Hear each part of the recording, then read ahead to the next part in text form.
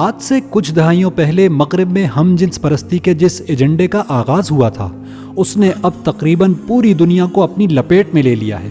Social media, Netflix, movies اور T V ڈراموں کے ذریعے عوام کی رائے اس حق میں بنائی گئی کہ یہ ایک فطری چیز ہے اور ہمیں ایسے لوگوں کو کھلے دل سے قبول کرنا چاہیے کہ یہی لبرل اور آزاد خیال ہونے کی نشانی ہے۔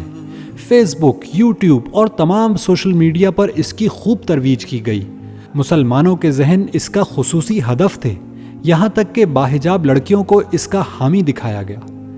اب یہ گندگی مختلف ممالک میں قانون اختیار کر چکی ہے اور مختلف ملکوں میں LGBTQ کمیونٹیز بن چکی ہیں،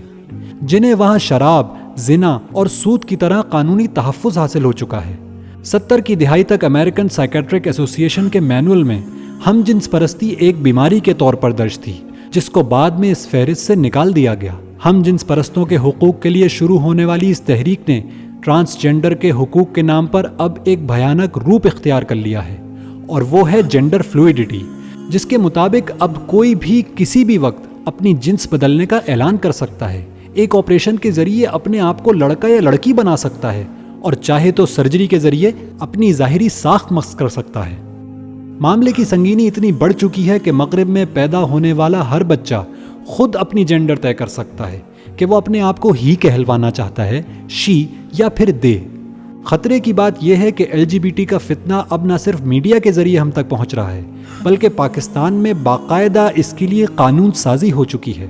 ٹرانسجینڈر پرسنز ایکٹ کے نام پر 2018 میں حکومت نے خواجہ سراہوں کے حقوق کے تحفظ کی آڑ میں اس ایکٹ کو پاس کیا۔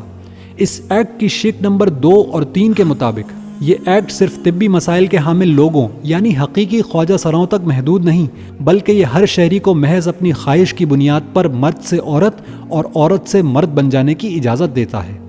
نادرا کا ادارہ بھی اس کی تبدیل شدہ جنس درج کرنے پر مجبور ہوگا۔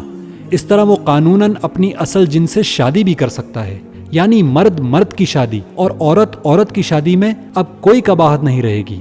یہی وہ چور راستہ ہے جس نے بدقسمتی سے ہم جنس پرستی کے اس گھناؤنے عمل کو پاکستان میں بھی قانونی حیثیت دے دی ہے۔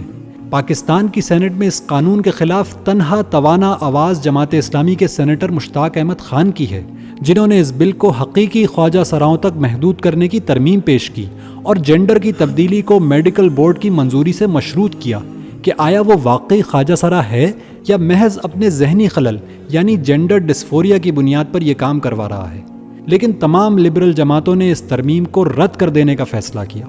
ہماری سیاسی پارٹیوں اور پارلیمنٹ کی مجرمانہ غفلت کا یہ حال ہے کہ جس زہر سے مغرب کا خاندانی نظام آج تباہ ہو چکا ہے، وہی زہر پاکستانی قوم کو انسانی حقوق کے تحفظ کے نام پر پلایا جا رہا ہے۔ یہ وقت ہے کہ پاکستانی قوم اپنی نسل، اپنی اقدار، اپنے خاندانی نظام اور اپنے دین کو بچانے کے لیے فوری ہوشیار ہو جائے، قبل اس کے کہ یہ زہر خود ہمارے معاشرے کے ہر گھر میں سرایت کر جائے اور ہم اس کو حاصل قانونی تحفظ کی وجہ سے اس کا کچھ بھی نہ کر سکیں۔